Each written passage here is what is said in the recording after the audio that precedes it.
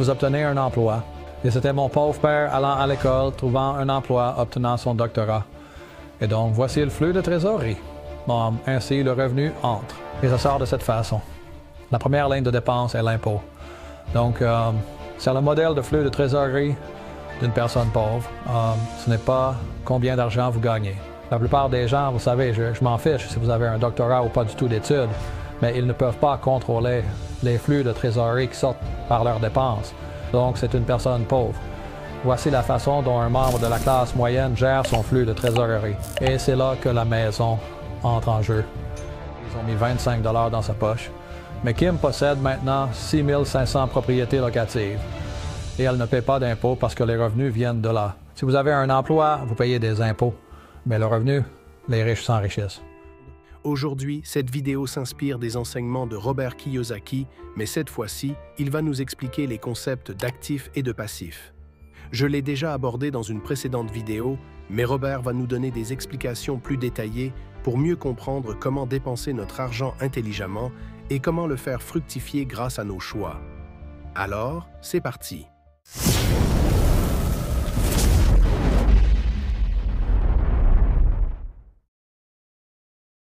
Alors, bienvenue de nouveau à Robert Kiyosaki, avec la fille de mon cher ami ici, Alexa. Je ne sais plus combien, mais continuons avec une autre leçon ici. Et donc, nous parlions, vous savez, des actifs et des passifs, tu penses? Eh bien, je pense que c'est une conception à laquelle beaucoup de gens croient. Mais comme vous l'avez démontré lors du dernier séminaire auquel nous sommes allés en Argentine, ma mère avait ses propriétés et elle les a transformées en actifs, n'est-ce pas? Je pense que cela dépend de ce que vous en faites. Et ce serait génial si vous pouviez nous montrer comment transformer votre maison en actif. C'est vraiment fondamental. Si je pouvais revenir en arrière, je l'aurais probablement abordé plus tôt. C'est une question cruciale et c'est vraiment cela, l'éducation et la culture financière. Encore une fois, cela commence par un état financier. Et je dirais probablement que 95% de tous les diplômés universitaires ne savent pas ce qu'est un état financier. Mais je dis aux jeunes comme toi qu'il y a 6 mots de base pour la littératie financière et l'éducation financière. Et les 6 mots, encore une fois, sont revenus, dépenses, actifs, responsabilité. Vous voyez, je ne me soucie pas vraiment de mon score FICO. Un score FICO indique simplement si vous êtes digne de confiance pour emprunter de l'argent, mais une banque n'acceptera jamais. J'emprunte des centaines de millions de dollars. Un score FICO, ça ne pourrait pas m'y amener, d'accord? Et donc, c'est en quelque sorte une ruse. Je veux dire, c'est important, mais pas pour moi. Donc, ce sont les 4 mots, revenus, dépenses, actifs, passifs. Et les 2 derniers mots sont les mots flux de trésorerie. Et c'est pourquoi le jeu s'appelle flux de trésorerie. Et le secret pour être riche n'est pas une éducation universitaire, mais pouvez-vous contrôler le cash flow? Et voici à quoi ressemble le cash flow. Donc ceci ici, j'ai besoin de cela, revenus, dépenses, actifs, passifs. Encore une fois, c'est vous obtenez un emploi. Et c'était mon pauvre père allant à l'école, trouvant un emploi, obtenant son doctorat. Et donc, voici le flux de trésorerie. Ainsi, le revenu entre. Et ça sort de cette façon. La première ligne de dépense est l'impôt. Donc, c'est le modèle de flux de trésorerie d'une personne pauvre. Ce n'est pas combien d'argent vous gagnez. La plupart des gens, vous savez, je m'en fiche si vous avez un doctorat ou pas du tout d'études, mais ils ne peuvent pas contrôler les flux de trésorerie qui sortent par leurs dépenses. Donc, c'est une personne pauvre. Voici la façon dont un membre de la classe moyenne gère son flux de trésorerie. Et c'est là que la maison entre en jeu. La première chose que la plupart des jeunes font quand ils obtiennent une augmentation de salaire ou autre, c'est qu'ils s'achètent une maison plus grande. « Oh, ma maison est un actif. » Maintenant, qui vous dit cela? Votre agent immobilier, bien sûr, ouais. N'est-ce pas? Parce qu'ils veulent vous donner ce faux sentiment de sécurité pendant que vous vous faites avoir. Exactement.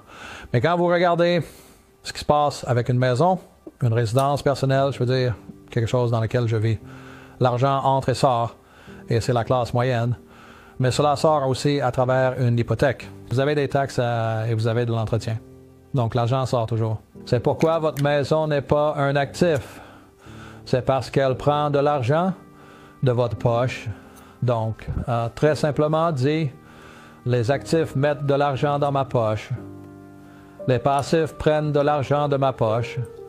Et puis ceci ici est, donc je ne dis pas de ne pas acheter une maison, mais voici une maison. Et j'ai commencé à 25 ans, j'ai acheté ma première maison. Et c'était un appartement, c'était une propriété d'investissement. Je n'y ai pas vécu, je l'ai loué. Et ça a mis de l'argent dans ma poche. Donc très simplement, la définition d'un actif et d'un passif n'est pas la maison ou ceci, c'est le flux de trésorerie. Où va l'argent?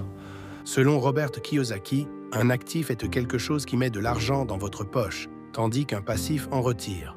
Dans le cas d'une maison, elle peut être considérée comme un actif si elle génère des revenus, par exemple si vous la louez. Dans ce cas, elle produit un flux de trésorerie positif qui contribue à vos revenus. En revanche, une maison peut être un passif si elle ne génère pas de revenus et entraîne des coûts comme les paiements hypothécaires, les taxes et les frais d'entretien. Dans ce scénario, elle retire de l'argent de votre poche sans vous apporter de retour sur investissement. Ainsi, la classification d'une maison en tant qu'actif ou passif dépend de son impact sur vos finances. Autrement dit, c'est vraiment une question de comment elle affecte ta situation financière, et voilà ce que Robert a expliqué sur ce point. Donc, en tant que jeune personne, ou même si vous êtes vieux, l'intelligence financière est la capacité à contrôler le flux de trésorerie. Et c'est ça qu'ils ne vous enseignent pas à l'école. Ils vous disent d'aller à l'école, d'obtenir un emploi. La première chose, c'est l'impôt. La plupart de votre argent sortira par les impôts au cours de votre vie. Ensuite, ils vous disent d'acheter une maison et une voiture. Une voiture est un actif, une voiture est un passif. Vous avez l'assurance, l'essence, l'entretien et tout cela. Maintenant, si vous achetez une voiture de taxi, ça pourrait être un actif. C'est le flux de trésorerie. Et c'est très simplement cela. Donc, c'est une personne pauvre. L'argent sort, il y en a beaucoup. Nous venons d'interviewer quelques joueurs de la Ligue nationale de football qui gagnent des millions de dollars dans la vingtaine. Et la plupart d'entre eux sont fauchés en 2 ans parce qu'ils ne peuvent pas contrôler leur flux de trésorerie. L'intelligence, le quotient intellectuel, c'est pouvez-vous contrôler le flux de trésorerie, pas votre diplôme universitaire. Les diplômes universitaires sont importants, mais ils ne vont pas vous apprendre cela. Alors, j'ai commencé avec ça. Ça m'a coûté 18 000 $. J'ai payé avec la carte de crédit et j'ai mis 25 $ dans ma poche. C'est un retour infini parce que le flux de trésorerie a payé l'hypothèque, il a payé les dépenses, paye les coûts d'exploitation. Et j'ai quand même gagné 25 $. La première affaire de Kim était la même. La sienne était de 18 000 $. C'était 50 000 $, 45 000 $, et ils ont mis 25 $ dans sa poche. Mais Kim possède maintenant 6 500 propriétés locatives. Et elle ne paie pas d'impôts parce que les revenus viennent de là. Si vous avez un emploi, vous payez des impôts. Mais le revenu, les riches s'enrichissent. Ici, Robert parle de Kim, sa femme. Elle est également impliquée dans ses projets et ses enseignements sur la finance. Ensemble, ils partagent des idées sur la gestion de l'argent et l'investissement. D'ailleurs, Robert et Kim Kiyosaki ont cofondé une entreprise appelée Rich Dad Company. Cette entreprise se concentre sur l'éducation financière et propose des ressources pour aider les gens à mieux comprendre la gestion de l'argent et l'investissement. Ils ont également écrit plusieurs livres ensemble et participent à des séminaires pour partager leurs connaissances. Juste une parenthèse, une des leçons importantes que l'on peut tirer de la relation entre Robert et Kim Kiyosaki est l'importance de la collaboration et du soutien mutuel dans un partenariat. Ils travaillent ensemble pour partager leurs connaissances financières, ce qui montre que la communication et l'unité peuvent renforcer un projet commun. De plus, dans le monde de l'entrepreneuriat, être en couple peut parfois poser des problèmes, mais il est essentiel de choisir une partenaire qui partage les mêmes valeurs et ambitions que soi. De plus, il est important qu'elle soit quelqu'un qui t'aide à avancer. Comme on dit, derrière chaque homme, il y a une grande dame, et c'est vrai. Peut-être que dans nos prochaines vidéos, nous pourrions accueillir Kim. On continue. Mais Kim possède maintenant 6 500 propriétés locatives. Et elle ne paie pas d'impôts parce que les revenus viennent de là. Si vous avez un emploi, vous payez des impôts. Mais le revenu, les riches s'enrichissent. Parce que lorsque vous avez un revenu d'actif, les impôts sont moins élevés. Vous pouvez les réduire à 0 si vous le souhaitez. Mais c'est de l'intelligence financière. Mais pouvez-vous contrôler le flux de trésorerie? Alors, répétez-le encore. Les actifs Les quoi? actifs mettent de l'argent dans votre poche. Alors, quand vous achetez une nouvelle maison, vous devez vous demander est-ce que cela va prendre de l'argent ou en rapporter? Vous achetez un immeuble d'appartement, est-ce que cela va prendre de l'argent ou en rapporter? C'est ça. C'est le flux de trésorerie. Les 6 mots les plus importants pour l'intelligence financière et le quotient intellectuel sont revenus, dépenses, actifs, passifs, mais c'est vraiment le flux de trésorerie. Maintenant, si je pouvais aborder un sujet plus horrible, pour la plupart des jeunes, ils tombent amoureux, ils se marient, ils ont des enfants. Un enfant est-il un actif ou un passif? Un enfant est certainement un passif. Je ne dis pas de ne pas avoir d'enfant, mais vous devez penser que l'enfant coûte cher et ils ne deviennent pas moins chers. Ils deviennent plus coûteux chaque année. Vous savez, ensuite ils vont à l'université et cela devient encore plus cher. Donc un être humain, et cela semble horrible pour tous les socialistes et communistes, mais le fait est que les enfants coûtent de l'argent. Mais en tant que personne âgée, je veux que vous pensiez à cela. En vieillissant, au fur et à mesure que les gens vieillissent, les membres de la famille deviennent des passifs. Robert ne dit pas que les enfants sont mauvais pour tes finances ou qu'il ne faut pas en avoir. Il souligne plutôt que plus tu as d'enfants, plus tes responsabilités augmentent. Sur ce point, il insiste sur l'importance d'être responsable avant d'envisager d'avoir des enfants, afin d'éviter des problèmes financiers liés à leur éducation. À un jeune âge, un enfant peut être considéré comme un passif, car il nécessite des dépenses. Cependant, peu importe la situation, la responsabilité de l'enfant repose sur toi jusqu'à ce qu'il atteigne sa majorité. À l'avenir, s'il réussit, il pourrait devenir un actif. J'ai un ami dont la mère, Dieu merci, bénéficiait d'une assurance de longue durée. Je ne sais pas comment on appelle ça. Mais ils l'ont annulée pour elle. Elle peut aller dans une maison de retraite et je pense que le prix est de 18 000 $ par mois. Alors, en tant que jeune, à mesure que vos parents vieillissent, la question est: puis-je me permettre de dépenser 20 000 $ par mois pour les soins de santé à long terme de ma mère ou de mon père? Oui ou non? Non, pas maintenant. Non. Et cela va arriver à ma génération. Beaucoup de gens ne réalisent pas, mais leurs frères ou sœurs ou les enfants de leurs sœurs et tout cela deviennent des charges pour eux. Donc, en tant que personne relativement aisée, Kim, mes amis et moi réfléchissons à des dettes à 2 jambes. Donc, je sais aujourd'hui que si mes sœurs tombent malades, moi, je suis celui qui a de l'argent. Et c'est ma responsabilité de payer pour elles. Pareil pour mes frères et leurs enfants. Donc, ça, ce sont des choses auxquelles les gens ne pensent pas souvent. C'est ce qui se passe non seulement en grandissant, mais aussi en vieillissant. Les statistiques montrent que pour une personne moyenne, comme ma génération, supposons qu'elle ait $1 million, 80% de ce million disparaîtra dans les 2 dernières années de vie. Parce que les dépenses médicales montent en flèche.